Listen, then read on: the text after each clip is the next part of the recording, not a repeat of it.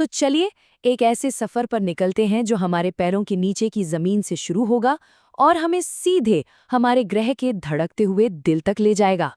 हम सब यही मानते हैं ना कि धरती एकदम ठोस है, स्थिर है। पर क्या ये सच है?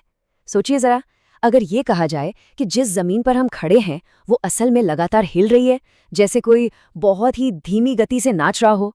और ये कोई कोरी कल्पना नहीं है। सच तो ये है कि हमारा ग्रह एक जिंदा चीज की तरह है जो लगातार सांस ले रहा है, बदल रहा है। और इन बदलावों के पीछे जो कहानी है वो तो और भी ज्यादा दिलचस्प है। अच्छा, तो अब थोड़ा और गहराई में उतरते हैं। देखिए, इस बदलाव को समझने के लिए हमें सबसे पहले पृथ्वी के अंदर से आने वाले सिग्नल्स को सुनना होगा। और ये सिग्नल हमें मिलते हैं भूकंपों से। जब भी कोई भूकंप आता है तो उसके शुरुआत धरती के काफी नीचे एक पॉइंट से होती है। उसे कहते हैं फोकस या भूकंप मूल। लेकिन हम सतह पर जहां सबसे पहले झटके महसूस करते हैं वो ठीक उस फोकस के ऊपर का हिस्सा होता है, जिसे एपीसेंटर या अधिकेंद्र कहा जाता है। अब कमाल की बात यह है कि फोकस से जो एनर्जी निकलती है वो तरंगों यानी वेव्स के रूप में फैलती है। और ये तरंगे बिल्कुल किसी मेडिकल अल्ट्रासाउंड की तरह काम करती हैं, जो पृथ्वी के आर पार जाकर हमें बताती हैं कि अरे, इसके अंदर असल में है क्या।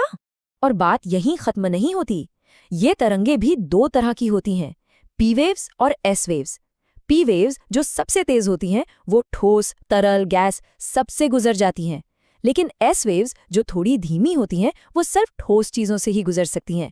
यही वो सबसे बड़ा सुराग था जिसने वैज्ञानिकों को ये समझने में मदद की कि पृथ्वी का बाहरी कोर तरल है। क्यों? क्योंकि एस वेव्स वहां से गुजर ही नहीं पाती। अब जरा इस नंबर पर गौर कीजिए, 32 गुना। ये कोई छोटा मोटा आंकड़ा नहीं है।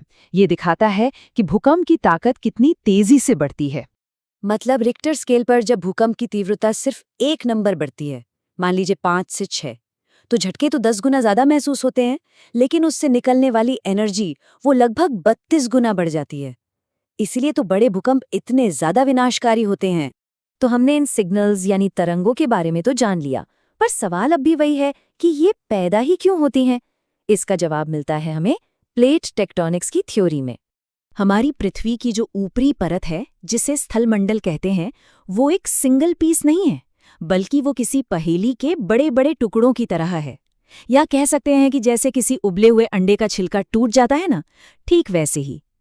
इन टुकड़ों को ही टेक्टोनिक प्लेट्स कहते हैं, और ये नीचे पिघले हुए मेंटल पर लगातार तैर रही हैं। पृथ्वी की सतह इन्हीं कुछ बड़ी और कई छोटी प्लेटों में बटी हुई हैं। यही प्लेटें हैं जो महाद्वीपों को अपने ऊपर लेकर घूमती हैं। और जब ये आपस में टकराती हैं या एक दूसरे से दूर जाती हैं या फिर एक दूसरे के बगल से खिसकती हैं, तभी होते हैं ये जबरदस्त भूकंप और ज्वालामुखी विस्फोट। 90%! ये एक बहुत बहुत बड़ा नंबर है, और ये हमें पृथ्वी के एक बेहद बेचैन और एक्टिव इलाके के बारे में बताता है। दुनिया के लगभग 90% भूकंप पता है कहाँ आते हैं? प्रशांत महासागर के चारों तरफ एक घोड़े की नाल जैसे इलाके में, जिसे रिंग ऑफ फायर कहते हैं। और ये कोई इत्तेफाक नहीं है।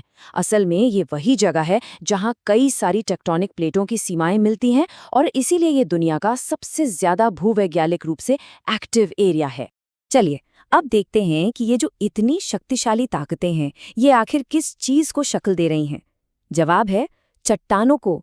और पृथ्वी का जो रॉक साइकिल है ना, वो किसी बहुत बड़े कभी न खत्म होने वाले रिसाइकलिंग प्रोग्राम जैसा है। देखिए, चट्टानों के 3 मेन परिवार हैं। सबसे पहले आती है आग्नेय चट्टानें, जो पिघले हुए मैग्मा के ठंडा होने पर बनती हैं। फिर जब इन चट्टानों के टुकड़े टूटकर बहकर कहीं परतों में जमा हो जाते हैं और दब जाते हैं, तो बनती है अवसादी चट्टानें।